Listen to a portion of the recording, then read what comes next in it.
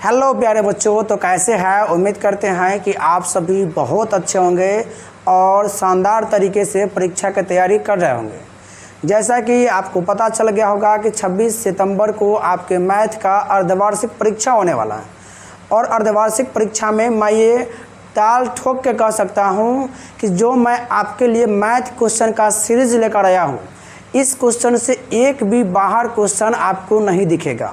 Question आपसे डरेगा और मैं यकीन दिलाता हूं कि जो इस वीडियो को नहीं देखेगा वो ये पछताएगा कि काश मैं ये वीडियो देख लेता तो मेरा भी एग्जाम में नहीं छूटता। तो आप सभी एक बार क्या कीजिए, थोड़ा ज़ोर लगाकर वीडियो को शेयर कर दीजिए ताकि सभी सहपाठियों के पास ये वीडियो पहुंच जाए और एग्ज़ाम हॉल में कलम आपका बोले कि हम बनाएंगे और हम वही बनाएंगे जो हमारे सर पढ़ा कर भेजे हैं और वही सवाल भी आपके एग्ज़ाम में आएगा। तो जितने भी आपके मैथ का टॉपिक है उसका BVI इम्पोर्टेंट ऑब्जेक्टिव मैं 60 गो ऑब्जेक्टिव इस वीडियो में लेकर आया हूँ। 60 ऑब्जेक्टिव अगर आप कर लेते हैं तो इसी से ऑब्जेक्टिव आपके एग्ज़ाम में आएगा, ये मैं गारंटी लेता हूँ। और जो वीडियो नहीं देखेगा वो पक्का पछताएगा कि काश एक बार देख लिया होता। तो इसीलिए समय निकल रहा है और समय आपके लिए रुकेगा नहीं, इसीलिए समय का इंतज़ार नहीं, समय के साथ चलना सीखो।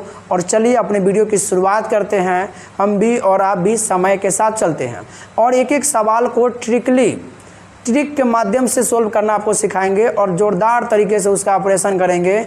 इस तरह जैसा मानो एक डॉक्टर सवाल इस तरह मरीजी को देखता है ना, उस तरीके से एक टीचर के नाते सवाल का ऑपरेशन करके आपको हम बताएंगे। एकदम बेहतरीन तरीके से, शानदार तरीके से, लाजवाब तरीके से आपको मैं बताने वाला हूँ। तो चलिए हम वीडियो का शुरुआत करते हैं। और वीडियो की शुरुआत में जैसा कि आप देख सकते हैं कि बिहार बोर्ड क्लास 10th का जो मैथ है उसमें लेकर आया है। टारगेट आपको 95+ नंबर रखना है मैथ में। मैं आपको बता देता हूं कि मैं भी बिहार बोर्ड मैट्रिक का जब एग्ज़ाम दिया था तो मेरा मैथ में 100 में 100 है। आपको यकीन नहीं होगा लेकिन हाँ, मेरा मैथ में 100 में 100 है। मुझे पता है कि सवाल कहाँ से आती है और मैं वही आपको पढ़ाने वाला हूँ ताकि आपका भी मैथ में अच्छा नंबर स्कोर हो। एक वीडियो मैं आपके लिए ज़रूर जल्द लेकर आने वाला हूँ और मैं इसमें बताऊँगा किस तरह से स्टडी किया जाए मैथ को कि आप भी मैथ में मेरे जैसा 100 में 100 नंबर प्राप्त कर सकते हैं। ठीक है, आप देख सकते हैं अर्धवार्षिक परीक्षा 2025 का है। ऑल ऑब्जेक्टिव क्वेश्चन, जितने भी ऑब्जेक्टिव क्वेश्चन हैं सबको लेकर आए हैं। जो हम पढ़ाएंगे बोर्ड पेपर में वही आएगा, इसकी मैं गारंटी लेता हूँ। तो चलिए हम अपने वीडियो की शुरुआत करते हैं और हमारा पहला सवाल है त्रिकोणमिति से हम स्टार्ट किए हैं क्योंकि त्रिकोणमिति से सवाल बहुत ज़्यादा आता है तो हमने भी त्रिकोणमिति से ही सवाल को स्टार्ट किया है। जैसा कि हमारा पहला सवाल है साइन 0 डिग्री और कॉस 0 डिग्री को प्लस करके बताना है कि उसका आंसर कितना होगा, ये आपको बताना है। तो आप अगर पढ़े हैं तो फटाफट कमेंट में आंसर दीजिए। साइन 0 डिग्री का मान कितना होता है?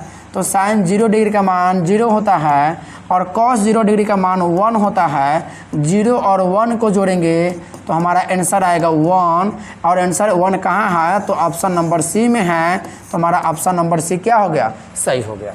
बहुत ही बेहतरीन तरीके से आपको हम बताने वाले हैं। हमारा दूसरा सवाल है sine square 30 degree plus cos square 30 degree. Sine square 30 degree plus cos square 30 degree हम लोग इसको सोल्व करते हैं। तो हमारा सवाल क्या है? Sine square 30 degree plus cos square 30 degree.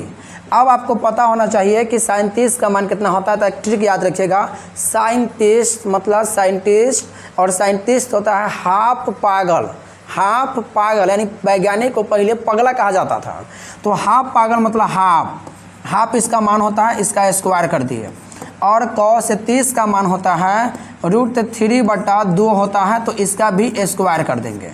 अब 1 का स्क्वायर 1 और 2 का स्क्वायर होता है 4, √3 का स्क्वायर होता है 3 और 2 का स्क्वायर होता है 4। 4 का जैसे ही लसा लेंगे तो हो जाएगा 4, 1 + 3 तो हो जाएगा 4/4। इस प्रकार से ऑप्शन नंबर कितना आ गया? आंसर नंबर कितना आ गया? आंसर आ गया 1। ऑप्शन ए में है 0 ऑप्शन बी में है 1, ऑप्शन सी में है 1/2 और ऑप्शन डी में है 1/√3। तो हमारा ऑप्शन जाएगा बी के साथ है 1। बताइए वीडियो आपको अच्छा लग रहा है ना? अच्छा लग रहा है तो कमेंट में जवाब भी देते रहिए और वीडियो में बने रहिए। प्रण ले लीजिए कि अगर हम वीडियो को देखने बैठे हैं तो पूरा देखकर ही बात मानेंगे, क्योंकि जब पढ़ना ही है, हमारा पहला काम यह पढ़ना, तो बढ़िया से पढ़ेंगे। कोई नौटंकी, कोई दिखावा नहीं करना है। पढ़ना है तो सिर्फ पढ़ना है और इसी चैनल से पढ़ना है, क्योंकि इस चैनल पे एक भरोसेमंद चैनल हम लोग है हमारा, और हम लोग भी एक भरोसेमंद आदमी है और एकदम टाइम टू टाइम आपको वीडियो दे रहे हैं। अर्धवार्षिक परीक्षा जैसे ही शुरुआत देख लीजिए, आपके लिए हम लोगों ने अर्धवार्षिक क्वेश्चन भी लेकर आ गया। हमारा अगला सवाल है कॉट 90 डिग्री का मान बताना है आपको। कॉट 90 डिग्री का मान आपको बताना है। क्लियर?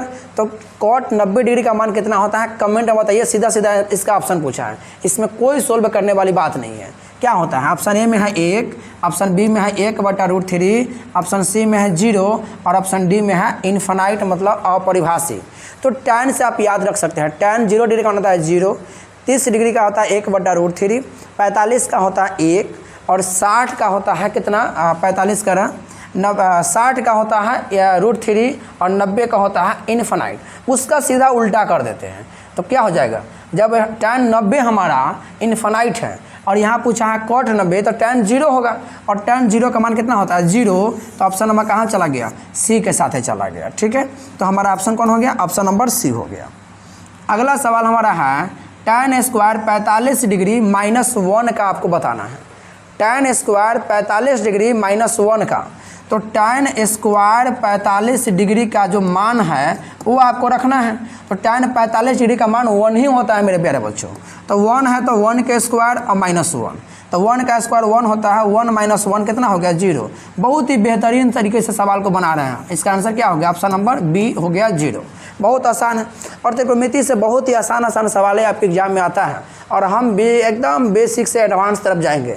एकदम 0 से शुरुआत किए और आगे बढ़ेंगे जो सवाल इंपॉर्टेंट है। ठीक है, अगला हमारा है यदि tan थीटा बराबर √3, tan थीटा बराबर √3, तो थीटा का मान आपको बताना है। कि अब आपको समझना है कि tan में √3 क्या डिग्री का मान है, ये आपसे पूछा है। तो बताइए, पहला ऑप्शन है 90 डिग्री, दूसरा ऑप्शन है 45 डिग्री, तीसरा है 30 डिग्री और चौथा हमारा है 60 डिग्री। तो इसका आंसर क्या हो जाएगा? तो tan में 0 डिग्री का मान होता है 0। tan में 0 डिग्री का मान कितना होता है? 0। 30 डिग्री का मान होता है 1/√3, 45 डिग्री का मान होता है 1, 60 डिग्री का मान होता है √3 और 90 डिग्री का मान होता है इन्फिनाइट। तो देख लीजिए क्या डिग्री का मान पूछा है, यानी √3 पूछा है। तो √3 क्या डिग्री में है? 60 डिग्री में है। तो हमारा ऑप्शन कौन हो जाएगा? ऑप्शन नंबर हो जाएगा डी, 60 डिग्री। और इसी के साथ ये सवाल भी हो गया सोल्व।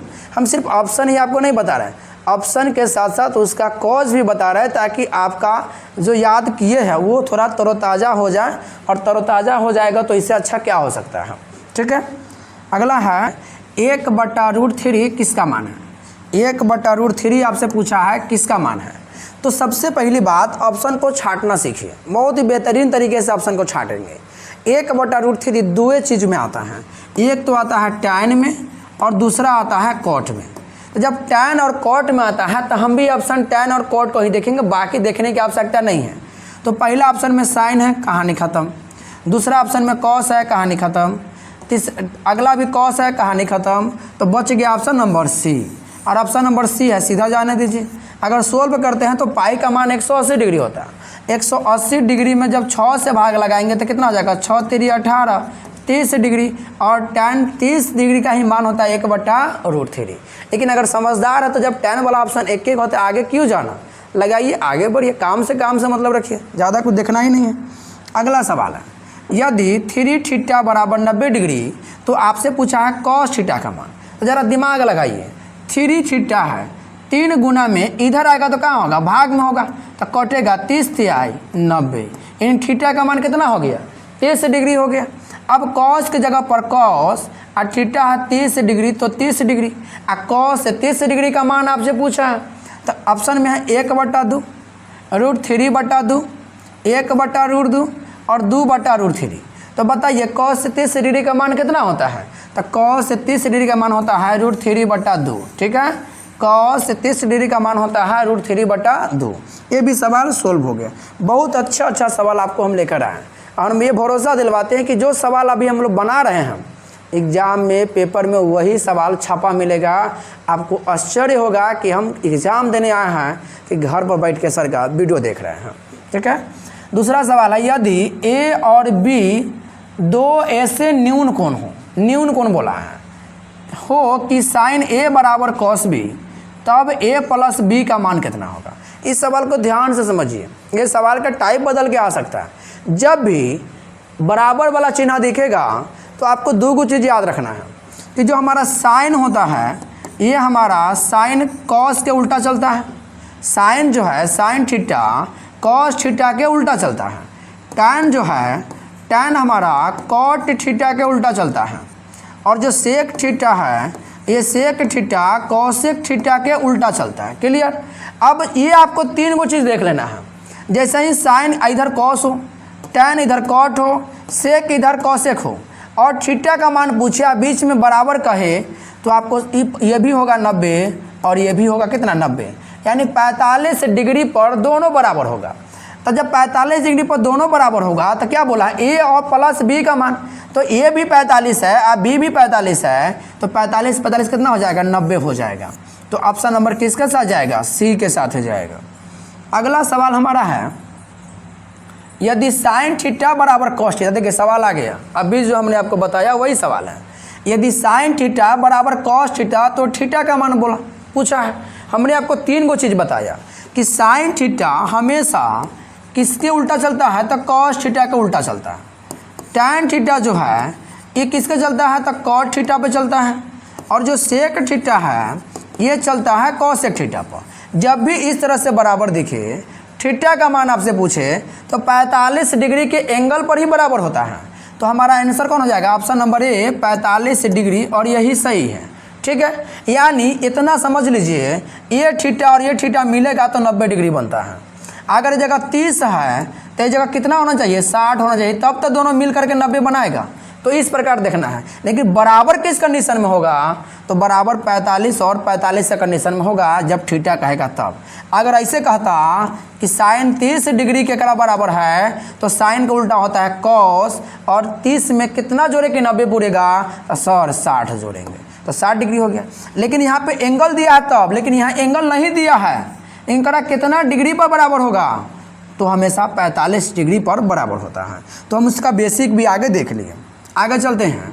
अगला है कॉसेक 44 डिग्री बट्टा में सेक 46 डिग्री का मान क्या है। इस तरह के सवाल से बच्चा डरता है, लेकिन आपको नहीं डरना है। हम आपको ट्रिक देने वाले हैं। 2 चीज़ देखिएगा, पहला चीज़ उल्टा और दूसरा चीज़ 90। समझ में भी नहीं आएगा, उल्टा चेक कीजिए। तो कॉसेक का उल्टा सेक अभी नीचे बताए थे ना, सेक का उल्टा कॉसेक, और दोनों को जोड़ेंगे तो 90 पूरेगा। जैसे ही 90 पूरेगा तो इसका आंसर होता है 1। कुछ सोचना ही नहीं है। आपको 2 ही चीज़ देखना है कि अगर बट्टा में सवाल है और ऊपर का के उल्टा नीचे है कि नहीं है। ऊपर में कॉसेक है तो कॉसेक का उल्टा होता है सेक जो नीचे है, और दोनों एंगल को जोड़ देना है। अगर दोनों एंगल को जोड़ने पर 90 पूर जाए तो उसका आंसर हमेशा 1 होता है। क्लियर। लेकिन अगर यही बात माइनस में रहे, यानी उल्टा रहे, जोड़ने पर 90 पूर जाए और माइनस में रहे तो उसका आंसर 0 होता है। ये भी आपको याद रखना, आगे वो भी सवाल मिलेगा। समझ में आ गया। तो ये बहुत ही हल्का सवाल है।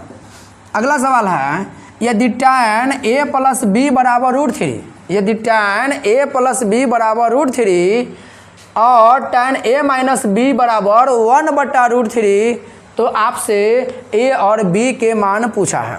a और b के मान पूछा है। इसको ट्रिकली भी हम लोग सोल्व कर सकते हैं। इसका आंसर होगा 45 डिग्री और 15 डिग्री। कैसे होगा ये भी आपको हम बताते हैं। इसका आंसर b होगा, हमने आपको पहले ही बता दिया। लेकिन देखिए कैसे बनेगा, ध्यान से देखिए।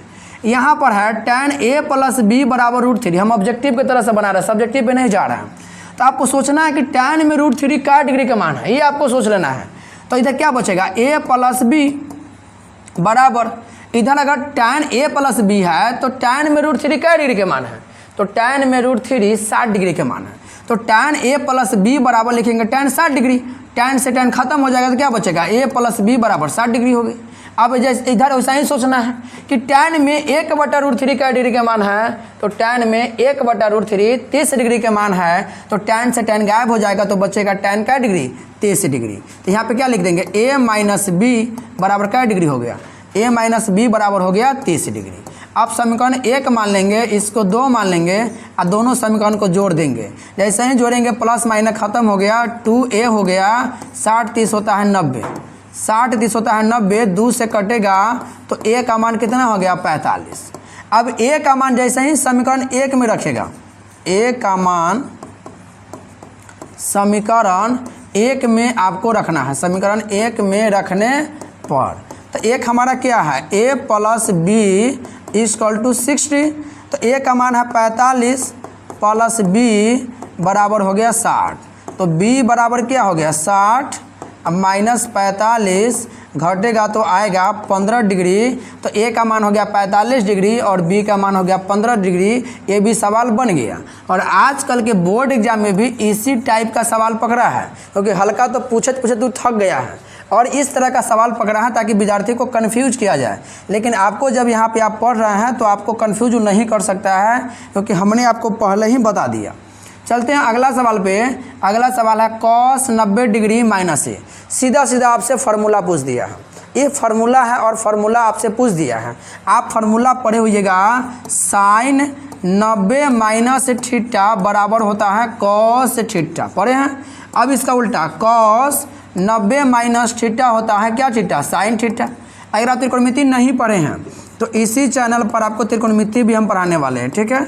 तो tan 90 माइनस थीटा होता है cot थीटा और cot 90 माइनस थीटा होता है tan थीटा, ठीक है। एक और देख लीजिए, sec 90 माइनस थीटा होता है, sec 90 माइनस थीटा होता है cosec थीटा और cosec 90 माइनस थीटा होता है, cosec 90 माइनस थीटा होता है sec थीटा। हमने आपको सारा फार्मूला ही बोर्ड पे लिख दिया। इसी फार्मूला को अगर आप नहीं पढ़े हैं तो लिख लीजिए कॉपी में। साइन 90 माइनस थीटा होता है cos theta, cos 90 minus theta होता है sine theta, tan 90 minus theta होता है cot थीटा और cot 90 माइनस थीटा होता है tan theta, sec 90 minus theta cosec theta और cosec 90 minus theta sec theta. तो हमसे क्या पूछा, cos 90 माइनस थीटा, यानी थीटा की जगह पे क्या है, ए है, तो सब जगह ए हो जाएगा, इसमें कन्फ्यूज होने वाली बात नहीं है। तो क्या हो जाएगा, cos 90 माइनस ए साइन है, तो यहाँ पे पूछा cos 90 माइनस ए, तो क्या होगा, cos 90 माइनस ए cot ए नहीं होगा, tan ए नहीं होगा, sec ए नहीं होगा, कथी होगा, साइन ए होगा।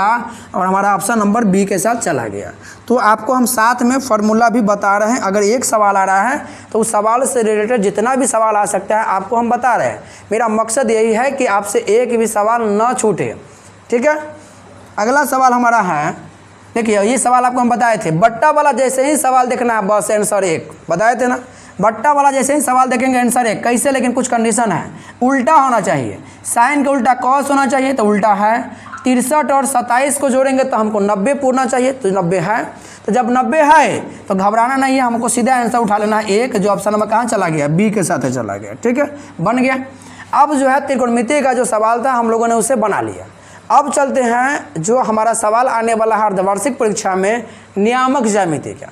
तो नियामक ज्यामिति में एकदम बेसिक से उठा एडवांस की तरफ जाएंगे। जिस तरह आपको त्रिकोणमिति में एकदम बेसिक से उठा के एडवांस तरफ ले गए हैं ताकि आपको परेशानी नहीं हो, ठीक उसी प्रकार आपको हम नियामक ज्यामिति में लेकर चलने वाले हैं। तो नियामक ज्यामिति का सवाल है, एक्स निर्देशांक को क्या कहते हैं। तो आपको नियामक ज्यामिति में इस तरह आपके सर पढ़ाए होंगे, ये होता है एक्स, ये होता है एक्स डैश, ये होता है वाई और ये होता है वाई डैश। पूरा इसी जगह आपको बताते हैं, ध्यान से सुनिए। एक्स अक्ष है, इसी को एक्स अक्ष को हम लोग बोलते हैं भुज, याद रखिएगा। एक्स अक्ष को क्या बोलते हैं, भुज, और वाई अक्ष को बोलते हैं कोटि। क्लियर हो गया। एक्स अक्ष को बोलते हैं क्षैतिज रेखा, पूछेगा कौन रेखा होता है, जो क्षैतिज रेखा होता है। और वाई अक्ष को बोलते हैं कौन रेखा, ऊर्ध्वाधर रेखा। कौन रेखा, ऊर्ध्वाधर रेखा बोलते हैं। क्लियर हो गया। एक्स अक्ष और वाई अक्ष के कटान बिंदु हमारा ये है, हम लोग इसको बोलते हैं मूल बिंदु। क्या बोलते हैं, इसको बोलते हैं मूल बिंदु। क्लियर हो गया। सब चीज़ यहीं पे सीख लीजिए। मूल बिंदु, मूल बिंदु का नियामक होता है 0,0। क्लियर हो गया। इधर जाते हैं तो प्लस में 1 2 3 चलता है, इधर आते हैं तो माइनस में चलता है, इधर आते हैं तो प्लस में चलता है, और नीचे भी आते हैं तो माइनस में चलता है। क्लियर हो गया। इस देखो, जब भी ब्रैकेट के अंदर कोई भी चीज़ आपको लिखा मिले, ब्रैकेट के अंदर कोई भी चीज़ आपको लिखा मिले, जैसा कि मान लीजिए 2,4 आपको लिखा मिले, तो पहले हमेशा x होता है और बाद वाला हमारा y होता है, यानी पहले x अक्ष होता है और बाद वाला y अक्ष होता है। या इसी को बोलते हैं कि पहले हमारा भुज होता है और बाद में क्या होता है, कोटि होता है। तो हमने बेसिक भी आपको बता दिया। अब एक बात और पढ़ लीजिए, इसको बोलते हैं प्रथम चतुर्थांश। इसको क्या बोलते हैं, प्रथम चतुर्थांश इसको बोलते हैं, और इसका चिन्ह होता है प्लस प्लस। जैसा कि हमने आपको बताया, पहले x उठाते हैं फिर y उठाते हैं, तो x भी प्लस में y भी प्लस में, इसीलिए हो गया प्लस माइनस प्लस प्लस। ये होता है हमारा द्वितीय चतुर्थांश। तो द्वितीय में भी क्या हो जाएंगे, पहले प्लस फिर हम पहले x फिर y उठाएंगे, तो x माइनस में है y प्लस में, तो क्या हो गया, माइनस प्लस हो गया।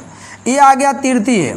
तो तृतीय में भी वैसे ही उठाना है, पहले x फिर y, x हमारा माइनस में है y भी माइनस में है, तो माइनस माइनस हो गया। और ये हमारा क्या है, ये हमारा चतुर्थ है। तो चतुर्थ में भी पहले x तब y, x प्लस में है और y कथी में है, माइनस में है। तो ये भी आप याद रखिएगा। प्रथम चतुर्थांश का चिन्ह होता है प्लस प्लस, द्वितीय का होता है माइनस प्लस, तृतीय का होता है माइनस माइनस, और चतुर्थ का होता है प्लस माइनस। इसी चीज़ को बताने में ऑफलाइन में हमको पूरा क्लास हमारा 1 घंटा का चला जाता है, और आपको हमने जो है 5 मिनट भी नहीं लगा और आपको हम समझा दिए। ठीक है, इससे आगे भर के सवाल आएगा, हम लोग अब सोल्व करेंगे। तो हमारा पहला सवाल क्या था कि x निर्देशांक को क्या कहते हैं। तो अभी पढ़े हैं, x को ही भुज बोलते हैं, x को भी क्षैतिज बोलते हैं। तो क्या यहाँ पे ऑप्शन है, कोटि भुज, कोटि और भुज दोनों सही उत्तर, सभी उत्तर सत्य है। तो इसका सही आंसर क्या हो जाएगा, भुज, ऑप्शन नंबर बी के साथ है। क्लियर हो गया। अब चलते हैं अगले सवाल पे, और अगला सवाल हमारा है y अक्ष पर स्थित किसी बिंदु का निर्देशांक आपसे पूछा है। y अक्ष पर स्थित किसी बिंदु का निर्देशांक आपसे पूछा है। तो एक बात मेरा हमेशा याद रखिएगा, हम क्या बताएं, ब्रैकेट में पहले x होता है बाद में y होता है। तो y अक्ष पर बोला है, तो जब y बोला है तो y ही रहेगा। कौन गायब है, x गायब है, तो जो गायब रहेगा वो 0 हो जाता है। क्लियर।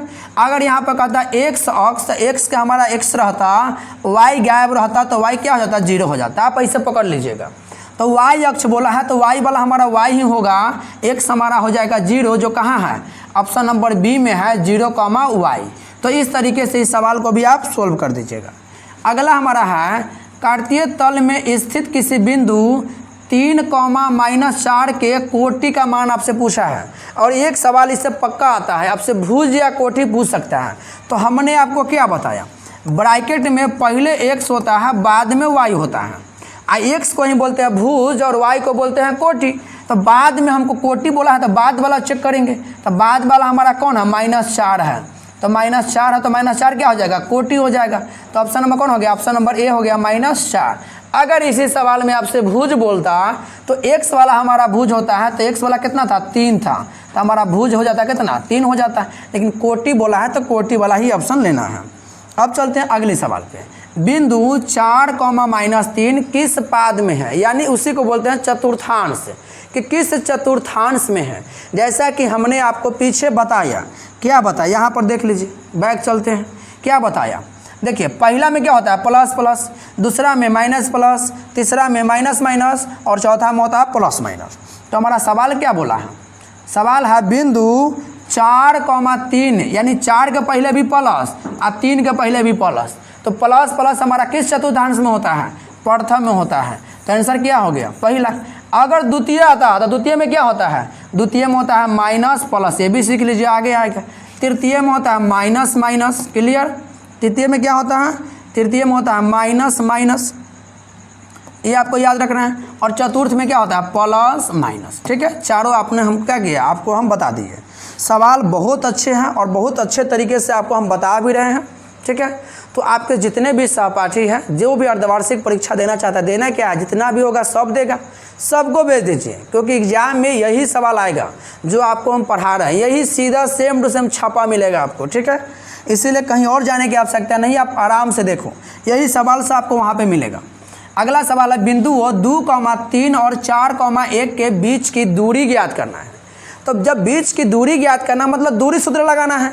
तो दूरी सूत्र हमारा क्या होता है, हमारा दूरी सूत्र क्या होता है, root under x1 minus x2 के होल स्क्वायर अब प्लस y1 माइनस y2 के होल स्क्वायर। अब आपको फॉर्मूला याद नहीं फिर भी बना देंगे, करना कुछ नहीं है। करना क्या है, पहला में पहला घटा देना है, स्क्वायर कर देना है। पहला में पहला घटा के स्क्वायर कर दीजिए। तो पहला 2 है, पहला 4 है, 2 में 4 घटाएंगे तो -2 होगा और -2 के स्क्वायर 4 होगा, लिख दिए। और दूसरका में दूसरका घटा दीजिए, ठीक है। पहला में पहला घटाना है और दूसरका में दूसरका घटाना है। तो 3 में से 1 घटेगा तो 2 होगा, 2 का स्क्वायर फिर कितना हो जाएगा 4। तो 4 4 कितना हो गया 8। इसको तोड़ेंगे तो निकलेगा 2√2 यानी 2 दूना 4 और 4 दूना 8। कहाँ ऑप्शन है, ऑप्शन नंबर सी में है 2√2। ये सवाल भी हो गया सोल्व। और दूरी सूत्र से एक सवाल आपके एग्जाम में पक्का आता है, बोर्ड एग्जाम में भी आता है, अर्धवार्षिक में तो इसको आना तय है, ठीक है। अगला सवाल हमारा है बिंदु पी सी, एक बिंदु है, ध्यान से सुनिए, एक बिंदु है, एक पी है और यहाँ पे कथी है, यहाँ पर सी है। -6,8 की दूरी मूल बिंदु से बोला है। कौन बिंदु से बोला है, तो जैसे ही मूल बिंदु बोलता है तो एक हो जाता है 0,0 और दूसर का दे ले हम -6,8, ठीक है। तो मूल बिंदु से आपका दूरी सूत्र पूछा है। तो जैसे ही मूल बिंदु से दूरी सूत्र पूछेगा तो मूल बिंदु से दूरी सूत्र का फॉर्मूला होता है √x² प्लस y²। आप दूरी सूत्र पर बनाइएगा तो गलत नहीं होगा, क्योंकि मान यहाँ पे 0,0 लिख दिए, घटाना पड़ेगा आपको। तो सीधा स्क्वायर कर देना, जो मान देगा ना दोनों के स्क्वायर करके जोड़ दीजिएगा सीधे। पहला हमारा है -6, तो -6 का स्क्वायर कितना होगा 36 और दूसरा है 8, 8 का स्क्वायर होता है 64। जोड़ेंगे तो कितना आएगा 100 और 100 किसका रूट है, 10 का रूट है। तो ऑप्शन नंबर कौन हो जाएगा, ऑप्शन नंबर हो जाएगा डी 10, ठीक है। क्या हो जाएगा 10। बहुत बेहतरीन सवाल है। आगे चलते हैं और हम लोग बेहतरीन सवाल को शानदार तरीके से सोल्व भी कर रहे हैं। सोल्व करना तो बनेगा ही और आपको भी बनाना है। ऐसा नहीं कि हम बना रहे हैं और आप सिर्फ मोबाइल रख के देख रहे हैं, इससे काम नहीं चलेगा। आप भी मेरे साथ बनाते चलिए, आप भी कॉपी कलम उठाइए, क्योंकि जब तक नहीं बनाइएगा, मैथ हमारा प्रैक्टिस का चीज़ है, और जब तक प्रैक्टिस नहीं कीजिएगा कोई फ़ायदा नहीं होगा वीडियो देखने का, ठीक है। अगला सवाल है बिंदु P दिले है और एक Q दिया हुआ है और इसको इस रेखा का मध्य बिंदु पूछा है आपसे। यानी एक बिंदु है, एक लाइन है, यहाँ पर एक बिंदु है और यहाँ पर एक बिंदु है। ये हमारा P और ये हमारा क्या है Q है। P का मान दिले है -2,8 और Q का मान दिले है -6,-4। इसका पूछा मध्य बिंदु यानी बीच वाला बिंदु, ये आपसे पूछा है। तो बीच वाला जब बिंदु आपसे पूछा है, ये वाला बिंदु आपसे पूछा है, तो ये वाला बिंदु आपको बताना है। तो बीच वाला है तो बीचे का मान ना बताइएगा। तो फॉर्मूला इसका होता है मध्य बिंदु का x1 + x2 बटा में 2, x के लिए हो गया, और y1 + y2 बटा में 2। ये फार्मूला हो गया मध्य बिंदु का। लेकिन आप होशियार विद्यार्थी हैं, इतना लिख कर बनाएंगे तो आपके लिए समय छोड़े रुकेगा, समय खत्म हो जाएगा। सीधा क्या कीजिए, बस शुरू वाला के शुरू वाला से जोड़ के आधा कर दीजिए। तो -2 आप -6 जोड़ेंगे तो कितना होगा -8 और -8 का दिया होगा -4, बन गया। अब दूसरा को दूसरा में जोड़ दीजिए, तो 8 - 4 जोड़ेंगे तो आ जाएगा 4 और 4 का दिया कितना होता है 2। सवाल बन के हो गया तैयार। तो आपको सीधे बना देना, फार्मूला के पीछे नहीं भागना है। लेकिन अगर फार्मूला के पीछे भागते तो आपको फार्मूला भी दे दिए हैं। अगला सवाल हमारा है x1 y1 x2 y2 x3 y3 से बने त्रिभुज का क्षेत्रफल क्या होगा। यानी ये मान लीजिए हमारा कथी है, त्रिभुज है, और इसका मान लीजिए a है, b है और c है। इस जगह हमेशा होता है x1 y1, क्लियर हो गया।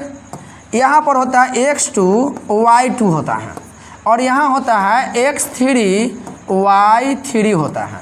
तो इसी से बने त्रिभुज का क्षेत्रफल आपसे पूछा है। तो त्रिभुज का क्षेत्रफल एक फार्मूला होता है, आप यादें कर लीजिए। ये ऑप्शन नंबर ए ही है, 1/2 x1 × y2 - y3 plus x2 y3 - y1 plus x3 y1 - y2। तो इस प्रकार से हमारा पहला ऑप्शन ही क्या हो जाएगा, सही हो जाएगा। तो कभी कभी क्या बहुत बार देखा गया है कि आपसे फार्मूला ही सवाल एग्जाम में पूछ लेता है और फार्मूला आपको बताना होता है, ठीक है। तो इस सवाल को हम लोगों ने सोल्व कर दिया। अब चलते हैं अगले सवाल पे, और ये सवाल अब आ चुका है त्रिभुज का। हम लोगों ने त्रिकोणमिति और नियामक ज्यामिति के सवाल को बेहतरीन तरीके से, शानदार तरीके से सोल्व किए हैं। अब चलते हैं अगला सवाल है त्रिभुज। त्रिभुज से भी सवाल आती है, दो समरूप आकृति क्या होते हैं, आकार में समान होते हैं, माप समान होते हैं, क्षेत्रफल बराबर होते हैं, परिमाप बराबर होते हैं। तो देख लीजिए ये हमारा वृत्त है, ये भी हमारा वृत्त है और ये भी हमारा वृत्त है। इस सभी वृत्त क्या होते हैं? समरूप होते हैं। तो क्या सभी वृत्त आकार में तो है, मापेंगे तो पूरेगा? क्या सभी का त्रिज्या बराबर पूरेगा? तो सर नहीं पूरेगा। अगर सभी का त्रिज्या बराबर हो जाता तो समरूप बोलबे नहीं करते, इसको सर्वांगसम बोलते हैं हम। क्लियर? तो समरूप बोला है तो क्या हो जाएगा? आकार में समान होते हैं। क्लियर? दूसरा सवाल है सभी वर्ग क्या होता है? देख लीजिए ये हमारा एक वर्ग है, ध्यान से देखिएगा। ये हमारा एक क्या है? वर्ग है। ये हमारा जो है ये हमारा वर्ग है। नहीं, ये वर्ग नहीं बना, ये हो गया गड़बड़। ठीक है, इसको नहीं भाग रहा है। ठीक है, देख लीजिएगा ये हमारा हो गया वर्ग, ये हमारा हो गया वर्ग और ये हमारा हो गया वर्ग। तो सभी वर्ग है लेकिन वर्ग अलग अलग है। क्या ये नहीं है? ठीक है, ये हमारा नहीं है। तो सभी वर्ग ही हैं लेकिन सभी का लंबाई और चौड़ाई अलग अलग है। तो जब अलग अलग है और सभी का लंबाई चौड़ाई एक हो जाता तो समरूप का बातें नहीं होता, सीधे सर्वांगसम का बात करते हैं। लेकिन लंबाई चौड़ाई सबके अलग अलग लेकिन देखने में एक जैसा है तो उसको बोलते हैं समरूप। क्या? सभी वर्ग समरूप होते हैं। एक ऑब्जेक्टिव होता है। सभी वृत्त क्या होते हैं? कहिएगा समरूप होते हैं। सभी समबाहु त्रिभुज क्या होते हैं? तो समरूप होते हैं। ये सब आपको याद रखना, ये सब सीधा सीधा एग्जाम में आता है। ठीक है, तो हम लोग इसको भी देख लिए। अगला ऑब्जेक्टिव है त्रिभुज एबीसी में डीई समांतर है बीसी के। एक त्रिभुज है। ठीक है, एक त्रिभुज आपको बना देते हैं, बहुत अच्छा होगा। एक त्रिभुज बना दिए, इसका नाम रख दो ए बी सी और BC के समांतर एक रेखा खींचा है DE, ये भी हम खींच दिए। तो बोला है एक त्रिभुज है ADE समांतर BC है। ठीक है, DE समांतर BC है। AD का मान 5 है, ये 5 है और DB का मान 3 है। तो आपसे पूछा है AE और EC का मान आपसे पूछा है। क्लियर? ये आपसे पूछा है AE और EC का मान पूछा है। तो जब हमारा DE समानुपाती BC होता है यानी समांतर BC होता है तो हमेशा AD बटा में DB बराबर AE बराबर EC। ये फार्मूला होता है थेल्स प्रमेय का। थेल्स प्रमेय क्या बोलता है? जब इधर का बराबर है तो उधर का भी बराबर होगा। तो जब इधर 5/3 है तो उधर भी क्या होगा? उधर पूछा AE बटा AC। देखिए घुमा दिमाग ला के पूछ दिया ना, तो हम भी कंफ्यूज कर जाते हैं। AE बटा AC, तो AE तो हमारा इधर 5 तो इधर हमारा 5 होगा। ठीक है, अब पूछा AC, तो इधर कितना है? 3 है। लेकिन जब AC पूरा जोड़ेंगे तो कितना पूरेगा? 8 पूरेगा। क्लियर हो गया? तो इसका आंसर क्या हो जाएगा? AE बटा AC। तो AE का मान हो गया 5 और AC का मान पूरा हो गया 5 3 कितना? 8। तो 5/8 कहाँ है? ऑप्शन नंबर C में है और ये सवाल बन के हो गया तैयार। तो थेल्स प्रमेय से भी सवाल आपके एग्जाम में ऑब्जेक्टिव आता है। अगला है, ये भी थेल्स प्रमेय से है कि आपको थेल्स प्रमेय अलग से आप वीडियो हम आपको दे देंगे थेल्स प्रमेय का, जिसमें हम थेल्स प्रमेय आपको सिद्ध करना बहुत ही बेहतरीन तरीके से और कम समय में और कम स्थान में आपको हम सिखाएंगे। ठीक है, करा कि चित्र के नीचे दिया हुआ है AD है 2 सेंटीमीटर। देख लेते हैं सही है कि गलत है। AD हमारा 2 सेंटीमीटर। चलो ठीक है, गड़बड़ तो देगा नहीं, अच्छे देगा ही। ठीक है, तो AD हमारा 2 सेंटीमीटर, DB हमारा 3 सेंटीमीटर है, AE हमारा 5 सेंटीमीटर है। तो आपसे क्या पूछा है? आपसे पूछा है EC का मान, ये वाला मान आपसे पूछा है। और DE समांतर BC है। ठीक है, ये जो DE है ये BC का है, समांतर है। जब तक समांतर नहीं कहेगा थेल्स प्रमेय लगवे नहीं करेगा। ठीक है, तो समांतर तो करना कुछ नहीं है, बहुत आसान तरीका है, आप बना सकते हैं। ठीक है, एकरा बता मतलब थेल्स प्रमेय क्या बोलता है कि AD बटा DB। थेल्स प्रमेय क्या बोलता है? AD, आपको ये कलर नहीं दिख रहा होगा। ठीक है, हम दूसरा कलर लेते हैं। थेल्स प्रमेय आपको बोलता है AD बटा में DB अब बराबर कहता है AE अब बटा में AC। EC ये हमेशा कहता है। तो इधर कितना दिया है? 2 और इधर दिया है 3। तो इधर क्या हो जाएगा? इधर दिया है 5 और ये हमारा खाली है तो खाली रहेगा। अब बाई करो, जैसे ही गुना करेंगे तो इधर क्या आएगा? 2EC आएगा। 2EC और इधर कितना हो गया? 5 3 15। इधर क्या हो गया? 5 तिहाई हो गया 15। तो 5 तिहाई हो गया 15। अब EC बराबर क्या हो जाएगा? 15 बटा में हो गया 2, भाग लगाएंगे तो कितना आएगा? 7.5। तो देख लीजिए 7.5 किधर है? ऑप्शन नंबर A में है। तो हमारा ऑप्शन नंबर कौन हो गया? ये हो गया। जब भी इस तरह से त्रिभुज देकर सवाल पूछेगा, इसमें 4 गो मान होता है, एक गो गायब रहेगा तो करना कुछ नहीं है। एकरा बटा एकरा कर दीजिएगा, एकरा बटा एकरा कर दीजिएगा, जो गायब होगा बाई क्रॉस गुना कीजिएगा और सवाल जो है बन जाएगा। ठीक है, आप ऐसे भी देखिए, आप शॉर्टकट में बिना लिखे भी निकाल सकते हैं। देखिए कैसे निकालेंगे, देखना है कई गुना है ये चेक कर लीजिए। तो इधर देखिए 2 दूना 4 और जोड़ 1, 2 गुना में 1 जोड़े हैं, क्लियर, 2 गुना में 1 जोड़े हैं। अब इधर भी जोड़ दीजिए, 3 दूना 6 और जोड़ गुने 2, 1 जोड़ेंगे तो कितना आ गया 7, लेकिन आंसर कितना है 7.5, यानी इस पर ही नहीं बैठ रहा है। जब सीधा सीधा मान होगा तो वहाँ पे बैठ जाता है। ठीक है, चलते हैं आगे। अगला है फिर उसी तरीके से सवाल आया है, दिए गए आकृति में डी ई समानुपाती बी सी है, यानी जो डी लाइन हमारा है ये बी सी कथी है, समानुपाती है। तो जब समानुपाती है तो फॉर्मूला कथी लगेगा, थेल्स प्रमेय से। तो थेल्स प्रमेय देख लीजिए क्या दिया है, इधर 34, इधर 17, उधर 1 नीचे 16 है। तो आप सीधा बना दीजिए, सीधा भी सवाल बन जाएगा।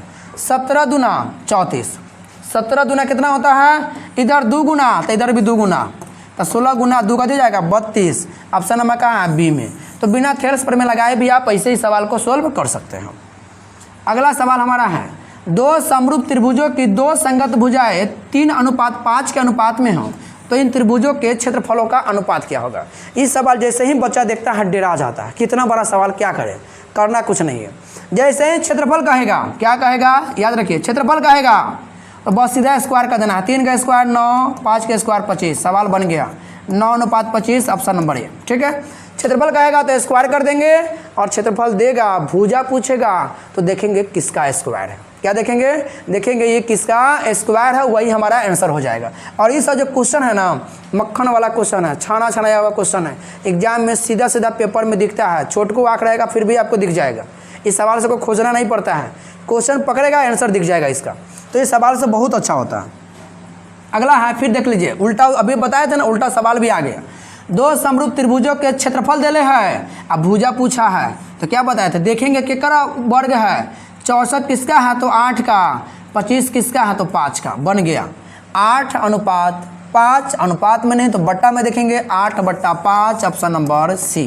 तो इस तरह से 2 तरीके से सवाल आएगा, आप दोनों तरीके से सोल्व कर दीजिएगा, हम बता दिए। अब अगला सवाल है, समरूप त्रिभुजों के क्षेत्रफलों का अनुपात उनके भुजाओं के क्या होते हैं। समरूप त्रिभुजों के क्षेत्रफलों का अनुपात उनकी भुजाओं के क्या होते हैं, अनुपाती होते हैं, व्युत्क्रमानुपाती होते हैं, कोई अनुपात नहीं है, वर्ग के अनुपाती होते हैं। तो याद रखना है, वर्ग के अनुपाती होते हैं, क्लियर, ये आप याद रखिएगा। अगला है, अब हम लोग जो है आ गए हैं समांतर श्रेणी, ठीक है, एपी में आ गए हैं। अब यहाँ से हम लोग एपी का सवाल सोल्व करेंगे। तो एपी का हमारा पहला सवाल है, निम्नलिखित में कौन समांतर श्रेणी नहीं है। आपको बताना है कौन समांतर श्रेणी नहीं है। तो बेसिक इसका जान लीजिए, पहले बेसिक जरूरी है इसका बेसिक क्या है समांतर श्रेणी पहचानने का, कि डी का मान निकाल के चेक करेंगे। डी होता है सार्व अंतर, डी को क्या बोलते हैं, सार्व अंतर, ये भी जान लीजिए, आगे सवाल आएगा। डी को बोलते हैं सार्व अंतर, ए को बोलते हैं प्रथम पद, ए को क्या बोलते हैं, प्रथम पद, ठीक है। ए डी को बोलते हैं, डी हमारा हो गया, ए भी हो गया। एन को बोलते हैं पदों की संख्या, एन को बोलते हैं पदों की संख्या, और ए एन को बोलते हैं कुल पद, एन को क्या बोलते हैं, कुल पद, और एस एन को बोलते हैं पदों का योग, पदों का योग, ठीक है। इतना बेसिक आपको याद रखना है। अब पूरे एपी में 2 को फॉर्मूले लगता है। एक फार्मूला क्या लगेगा, एन बराबर होता है a plus n minus 1 into d. ये फार्मूला कब लगाना है, जब सवाल कुल पद, पदों की संख्या, प्रथम पद, ये सब निकालने के लिए कहेगा तब। लेकिन जैसे ही कहेगा योग, जैसे योग देखना है तो योग में आपको फार्मूला लगाना है एस एन का, और एस एन का होता है n/2 into 2a plus n minus 1 into D. इसका एक और फार्मूला होता है एस एन का n/2 into A plus A N वाला कब लगाएंगे, जब ए एन का मान हमको पता होगा तब लगाएंगे। इतने फार्मूला में तो पूरा सवाल ही आपका बन जाता है, ठीक है, पूरा सवाल आपका सोल्व हो जाता है। तो हमारा पहला सवाल है कौन समांतर श्रेणी नहीं है। तो समांतर श्रेणी पहचानने का मतलब है कि देखेंगे घटा है तो बराबर क्रम में घटा है कि नहीं घटा है, या बढ़ा है तो बराबर क्रम में बढ़ा है कि नहीं बढ़ा है, उसी को बोलते हैं सार्व अंतर डी। यानी डी का मान निकाल के चेक करेंगे। तो देख लीजिए 21 दूना 42 में कितना बढ़ा है, 21 बढ़ा, 42 में 21 बढ़ेगा तो 23, 23 में 21 बढ़ेगा तो 84, यानी इधर बढ़ा है तो सब में 21 बढ़ा है, यानी एपी है, एपी है। बढ़ेगा तो सब में एक जैसा, घटेगा तो सब में एक जैसा, ठीक है। इसको देख लीजिए 11 इधर 9 है, 11 में कितना घटा, 2 घटा, फिर 2 घटा तो 7, फिर 2 घटा तो 5, ये भी AP है। इधर देख लीजिए 5 में 2 बढ़ा तो 7, 2 बढ़ा तो 9, 9 2 बढ़ा तो 11, ये भी बराबर बढ़ रहा है। लेकिन इधर देख लीजिए 0.3, 0.33, 0.333, 0.33333 ऐसे बढ़ते जा रहा है, इसका कोई सीरीज नहीं है, यानी यह AP नहीं है। हमारा आंसर ये हो जाएगा। पूछा है कौन नहीं है, ठीक है। तो पूरा बेसिक समांतर श्रेणी का हम लोग एक ही बार में पढ़ लिए। अब सवाल को सोल्व करते हैं। सवाल है अगला 12, 17, 22, 27 का सारबंतर क्या होगा। सारबंतर मतलब D अभी बता है। और सारबंतर निकालने का तरीका है कहीं से 2 को पकड़ना है, कहीं से आप 2 को पकड़ लो, कहीं से। कहाँ से पकड़ेगा, यहाँ से पकड़ो, पकड़ लिए। अब 2 को पकड़ेंगे तो दूसरका में से पहले घटा दीजिए, तो 17 में से 12 घटा कितना हो गया 5, ऑप्शन नंबर C। क्लियर। कहेगा सर कहीं बाद में नहीं आया तो चलो चेक करते हैं। एकरा पकड़ो 17, 22 को, तो 17, 22 में से 22 वाला में से 17 घटाइए 5, एकरा पकड़िए 22, 27 घटाइए तो 5, यानी लगले 2 को पकड़ना होगा। अब ऐसा नहीं कि शुरू वाला को अंतिम वाला पकड़ लेंगे, ऐसे सारबंतर नहीं निकलता। तो सारबंतर निकालना सीख गए। अगला क्वेश्चन है AP 0.6, 1.7, 2.8, 3.9 का प्रथम पद आपसे पूछा है। प्रथम पद मतलब A का मान आपसे पूछा है, और शुरू में होगा वही ना प्रथम पद होगा। और शुरू में कौन है 0.6, जो ऑप्शन में कहाँ बैठा है C में। अब द्वितीय पद हो जाएगा ये वाला, इसको बोलते हैं प्रथम पद। A1 ये होता है, A2 ये होता है, A3 ये होता है, A4 जैसे बढ़ेगा A का मान बढ़ते चला जाएगा, ठीक है। तो इस प्रकार से आप निकाल लीजिएगा। अगला है जब AP के प्रथम पद 2 है, प्रथम पद मतलब A का मान कितना है 2 है, सारबंतर 3 है, यानी D का मान कितना है 3 है। तो AP के 3 पद लिखो। AP का कितना पद लिखना है 3 पद लिखना है। तो जब इस तरह से सवाल पूछे ना, अगला पूछे तो पहला में D वाला के जोड़ते चले जाइए, निकलते चल जाएगा। तो पहला पद कितना है 2, अंतर कितना है 3, तो बोले 2 में 3 जोड़ दीजिए, कितना हो जाएगा 5। तो पहला तो 2 हमारा आते हैं, अगला कितना हो गया 5 हो गया। अब 5 में फिर 3 जोड़ दे कितना हो जाएगा 8 हो जाएगा। तो कहाँ चला गया, ऑप्शन नंबर B के साथ चला गया 2, 5, 8। यानी सारबंतर क्या करेंगे, ओकरा अगला वाला मान में जोड़ते हम आगे बढ़ जाएंगे। तो इस तरह से अगला कितनों पद पूछेगा तो हम लोग आसानी से निकाल देंगे। अगला सवाल है समांतर श्रेणी 54, 51, 48, 45 का 10वां पद आपसे पूछा है। ए में थोड़ा आपको सोल्व करना पड़ेगा, क्योंकि बिना सोल्व के लिए अभी बनेगा नहीं। तो फार्मूला यहाँ पे लगाएंगे, 10वां पद बोला है ना, तो n लगाएंगे A plus n-1 into D। अब an का मान आपको निकालना है, 10वां पद निकालना है। तो a का मान कौन होता है बताए थे ना, शुरू वाला a का मान होता है, तो 54 हो गया, प्लस n का मान कितना है 10वां मतलब 10 है, -1। और D का मान कैसे निकाले थे बताए थे, कहीं से 2 को पकड़िए घटा दीजिए। तो मान लीजिए यहीं वाला 2 को पकड़ लिए, तो घटाइए कैसे, शुरू वाला में अंतिम वाला में से नहीं, अंतिम वाला में से घटाना है। तो 45 में से 48 घटाएंगे तो कितना आएगा -3 आएगा, तो -3 हो गया। आप सोल्व कर दीजिए। 54 प्लस 10 में से एक जाएगा 9 गुने -3, तो हो जाएगा 54, और प्लस माइनस माइनस 27, 27 गुना होता है 54, लेकिन ऐसा कितना आ गया 27। कहाँ है, ऑप्शन नंबर A में बैठल है, चुरा के इसको खींच के लाइए बाहर। अगला सवाल है AP का 21, 18, 15 का कौन सा पद -81 है। यहाँ पर पूछा है कौन सा पद, यानी n का मान पूछा है। जब कभी भी वा लगा दे वो हमारा n का मान होता है, और कौन सा पद पूछे इसका मतलब n का मान निकालना है, ठीक है। तो जब a का मान निकालना है, किसका मान, कौन सा पद n का मान निकालना है, तो फार्मूला फिर भी वही लगेगा, n बराबर होता है A plus n-1 into D। पूरे समांतर श्रेणी का जितना भी टाइप का ऑब्जेक्टिव है आप देख सकते हैं, एक भी ऑब्जेक्टिव मिस नहीं किए। हम ज़्यादा आपका समय भी नहीं लिए, ऐसा नहीं कि एक को टाइप पर 5 को सवाल बनवा रहे हैं, नहीं, हर टाइप से सवाल निकाले हम, ताकि आपको दिक्कत ना हो एग्जाम हॉल में। तो an बराबर होता है A plus n-1 into D। तो जो कौन सा पद -81 है, मतलब ये जो है an का मान है, तो -81 बराबर a का मान शुरू वाला होता है 21, प्लस n का मान नहीं है मतलब वो निकालना है, तो n-1 हो गया। और D का मान कहीं से 2 को पकड़िए घटा दीजिए, तो 21 में 18 है, तो 18 में से 21 घटेगा था, तो माइनस हो गया 3। तो क्या हो जाएगा -81 बराबर 21 प्लस, देखिए प्लस माइनस होता है माइनस, प्लस माइनस क्या होगा माइनस, n को 3 से गुना करेंगे तो 3 है, अब माइनस माइनस हो गया प्लस, तो 1 गुना 3 कितना हो गया 3 हो गया, सोल्व हो गया। अब देख लीजिए -81 बराबर 21 गुना 3 गो 24 गो, अब -3n। क्लियर।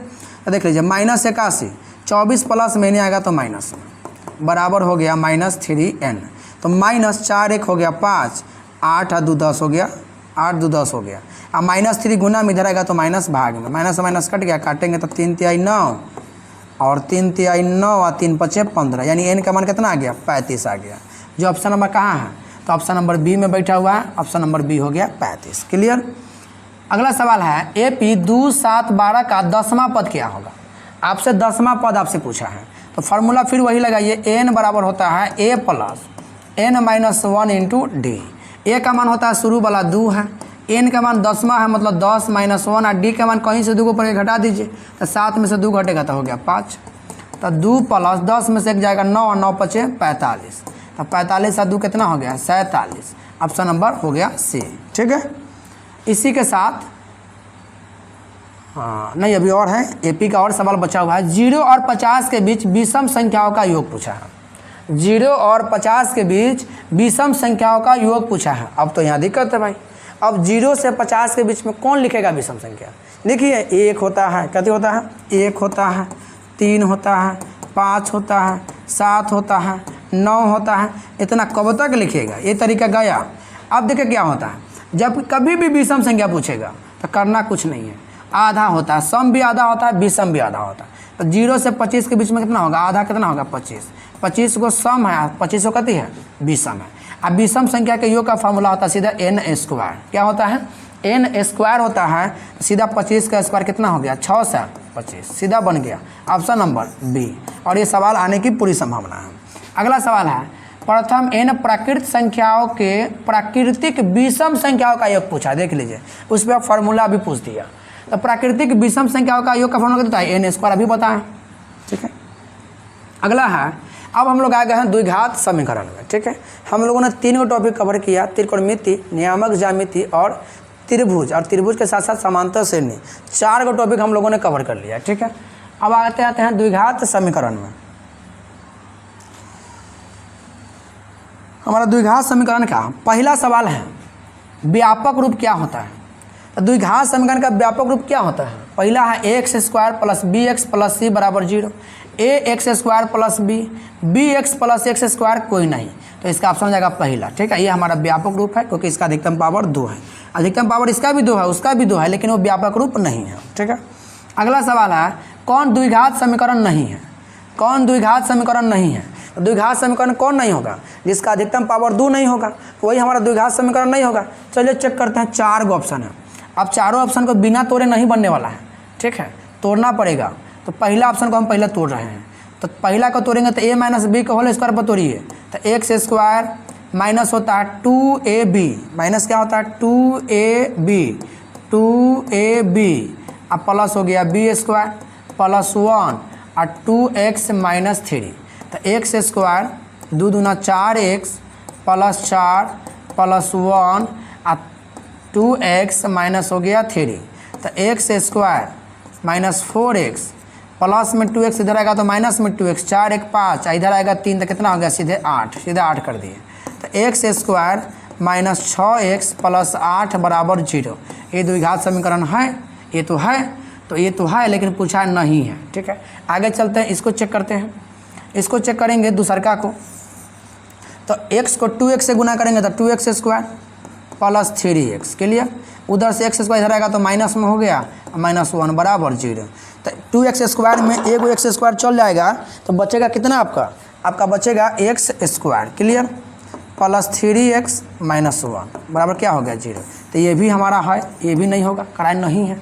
अब इसको चेक कर लेते हैं दूसरा को, x को x से करेंगे तो एक्स स्क्वायर, अब प्लस x को x से करेंगे तो x, अब प्लस कितना हो गया 8 बराबर में x को a प्लस बी आई माइनस बी लगा दिए तो a square minus B square, X square minus B square मतलब 4 हो गया सीधे, एक्स स्क्वायर से एक्स स्क्वायर कट गया, इसमें द्विघात है तो नहीं, कहाँ से द्विघात समीकरण होगा, कहाँ चला गया, ऑप्शन नंबर बी में चला गया आंसर हमारा। ठीक है, अगला सवाल हमारा है 42 40 41 गायब हो गया है, कोई बात नहीं, चलिए आगे चलते हैं। अगला सवाल है कि x square plus 10x plus 25 बराबर 0 के मूलों की प्रकृति क्या होगा। कभी भी आपसे मूलों का प्रकृति पूछेगा तो एक फार्मूला लगाना विवेचक का, विवेचक का फार्मूला जानते होइएगा। विवेचक को ही बोलते हैं विविक्त कर, क्या बोलते हैं, विवेचक को ही बोलते हैं विविक्त कर। ठीक है, उसी को बोलते हैं। तो विवेचक में आपको एक फार्मूला लगाना होता है, क्या लगाना होता है, बी स्क्वायर माइनस 4ac। ठीक है, इस पे बना लेंगे तब बताते हैं क्या, तीनों आपको बताते हैं, ध्यान से देखिए। तो b का मान देखिए, पहला a होता है दूसरा b होता है, b है 10, तो 10 के स्क्वायर माइनस 4 गुने a का मान कितना है 1, और सी का मान कितना है 25, तब 25 10 के स्क्वायर 100 और माइनस 25 चौका 100, 100 में से 100 क्या कहते हैं 0। तो जब 0 आ जाए इधर में बराबर में 0 होता है, ठीक है, इधर 0 होता है। तो जब 0 आ जाए और 0 बराबर 0 हो जाए तो उसको बोलते हैं हम वास्तविक और समान। क्या बोलते हैं? वास्तविक और समान। तो इसका आंसर क्या हो जाएगा? वास्तविक और समान। लेकिन अगर इसका वाला आंसर 0 से डबल आ गया, 0 से क्या आ गया? 0 से डबल आ गया तो उसको बोलते हैं वास्तविक और असमान। क्लियर? वास्तविक और असमान। लेकिन अगर इधर वाला मान माइनस में आ गया तो उसको बोलते हैं अवास्तविक। ठीक है, आप तीनों सीख लिए। 0 आएगा तो वास्तविक और समान, 0 से अधिक आएगा तो वास्तविक और असमान, और 0 से कम आएगा मतलब माइनस में आएगा तो उसको बोलते हैं अवास्तविक।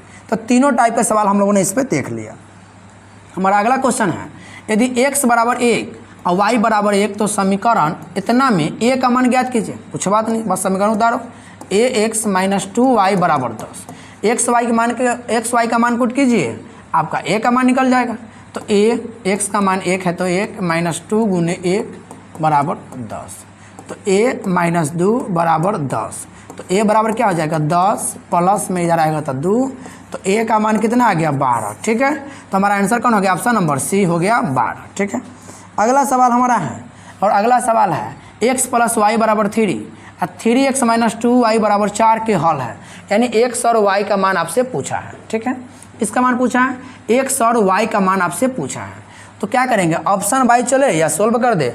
चलिए इसको सोल्व करते हैं, आप सीख भी लीजिए। क्या इसको विलोपन विधि से सोल्व करते हैं? तो विलोपन विधि से सोल्व करने का नियम क्या है? x या y को बराबर करते हैं। x या y को क्या करते हैं? बराबर करते हैं। हम लोग y को बराबर करते थे, यहाँ पे y 2 है, 2y है, यहाँ पे अकेला, तो यहाँ कितना गुना कर देंगे? 2 से गुना कर देंगे। आज समीकरण क्या कर देते हैं? जोड़ देते हैं। जोड़ते कब है? जब चिन्ह होता है विपरीत तभी जोड़ते हैं। तो एगो माइनस में एगो प्लस में, इसलिए जोड़ दिए हैं। गुना करेंगे तो 2x प्लस 2y बराबर कितना हो गया? 6। निष्का में तो कुछ किया नहीं, सही लिख दीजिए। 3x माइनस 2y बराबर 4। सोल्व कीजिए, प्लस माइनस कट गया, 3 2 5x, 6 4 हो गया 10। x का मान कितना आ गया? 2। देख लीजिए x का मान कितने 2 है।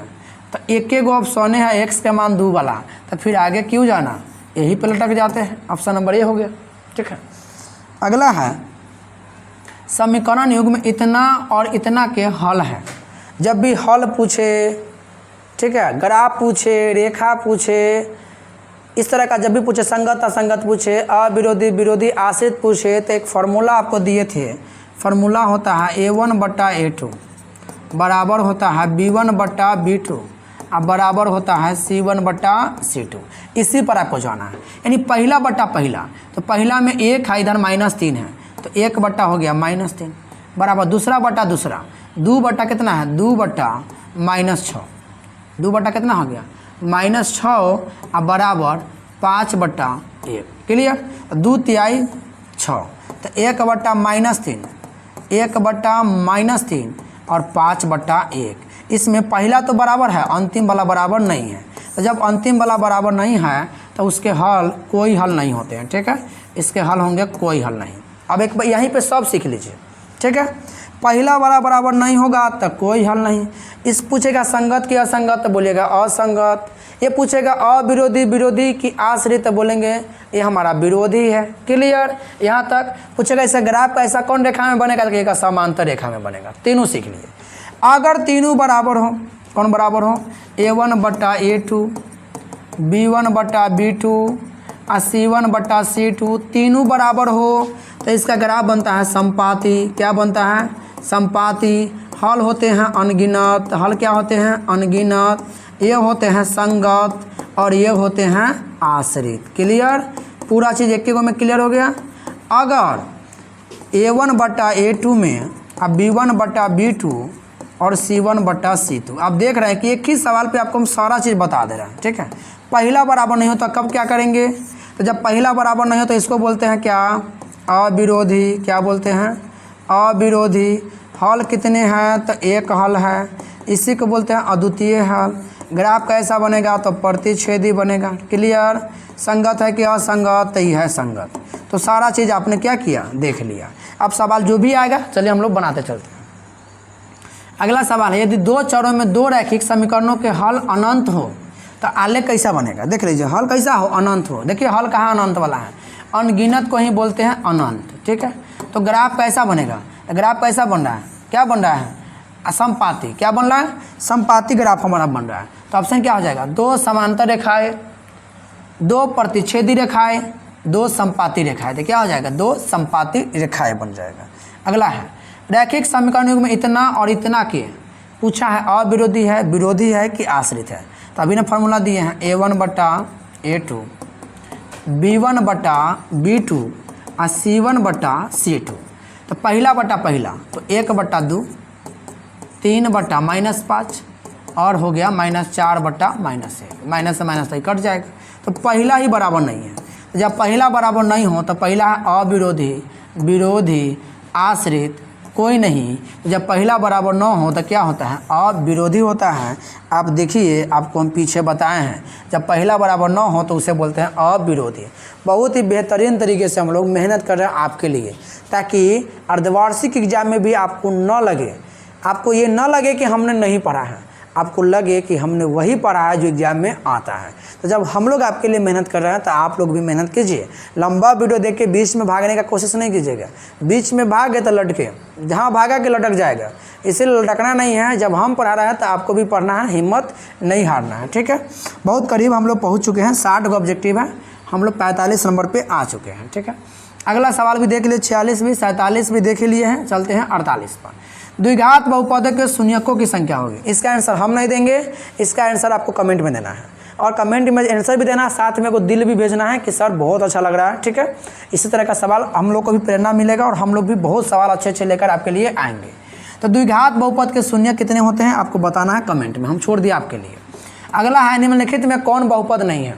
तो बहुपद नहीं है तो देख लीजिए, पहला ऑप्शन है यहाँ पे 2 - x² प्लस √3x, देख लीजिए 2/3x + 1, ये हमारा बहुपद है, ये भी बहुपद है, ठीक है, ये बहुपद है, ये भी बहुपद है।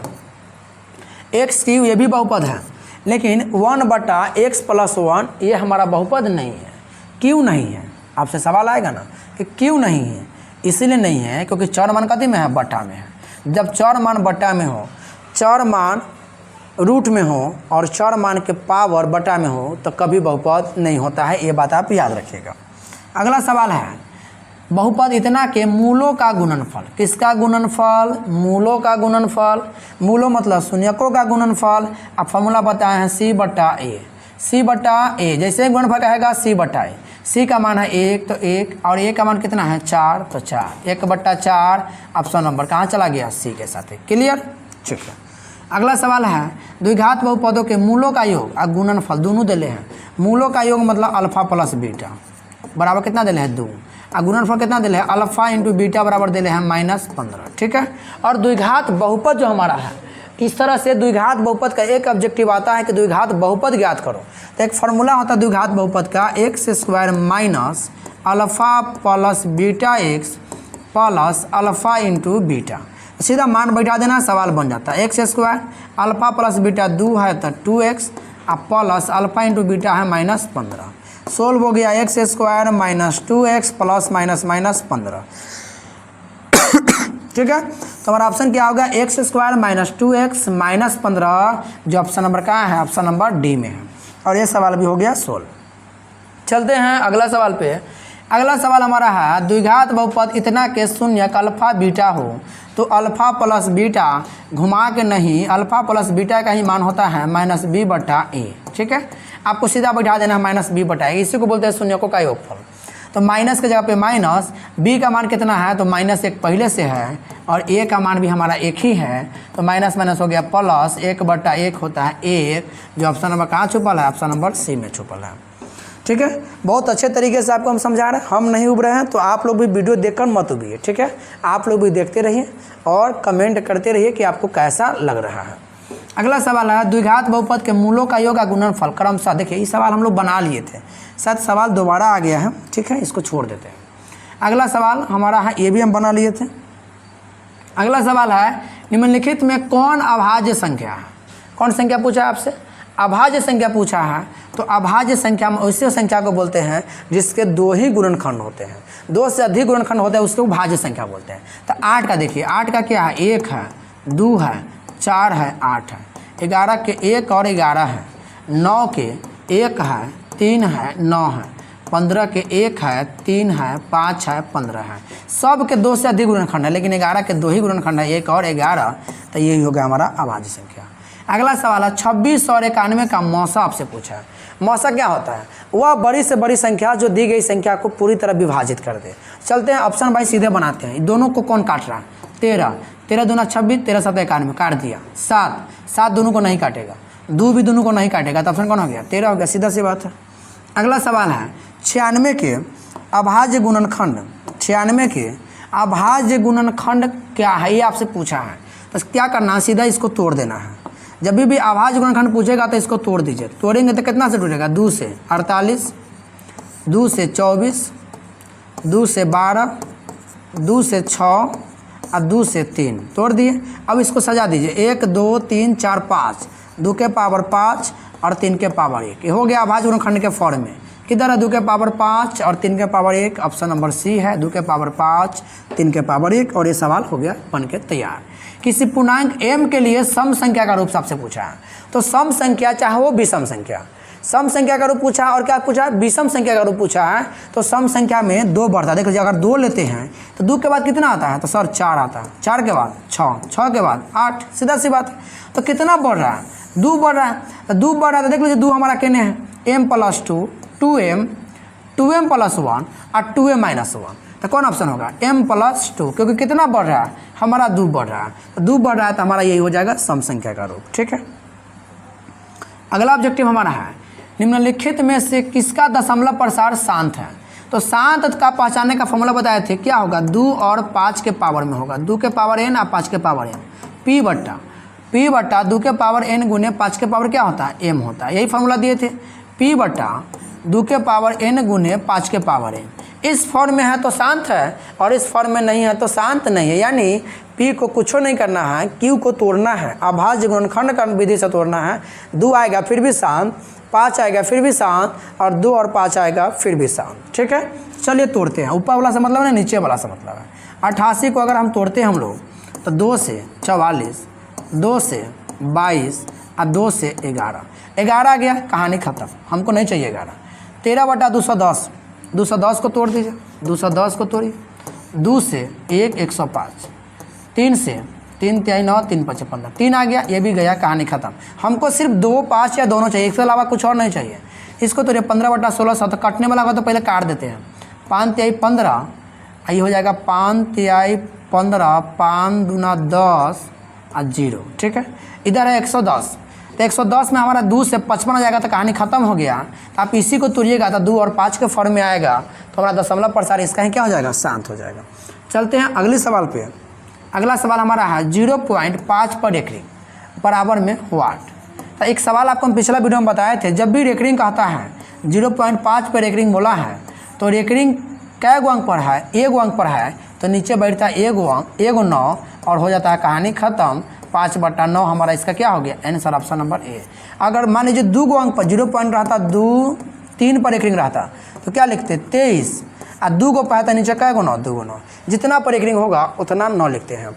तो इसी के साथ आपका वीडियो हो गया ख़त्म। और इस वीडियो में हम लोग पूरी तरीके से जो अर्धवार्षिक परीक्षा में ऑब्जेक्टिव आने वाला है उस सारे ऑब्जेक्टिव को बहुत ही बेहतरीन तरीके से, शानदार तरीके से हमने आपको समझाने का प्रयास किया है।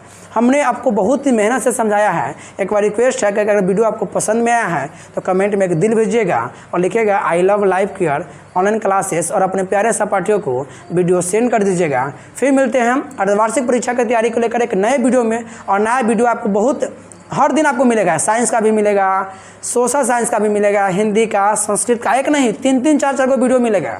यहाँ तक कि जब अर्धवार्षिक परीक्षा हो जाएगा तो उसका ऑब्जेक्टिव जो आपके एग्जाम में रहेगा सब्जेक्टिव, उसका भी आंसर आपको बना करके इसी चैनल पर अपलोड होंगे। इसीलिए कहीं भागने की आवश्यकता नहीं है, सब चीज़ इसी पे मिल रहा है। तो एक बार क्या कीजिए, इस वीडियो को शेयर कर दीजिए और इसी के साथ वीडियो को ख़त्म करते हैं। जय हिंद।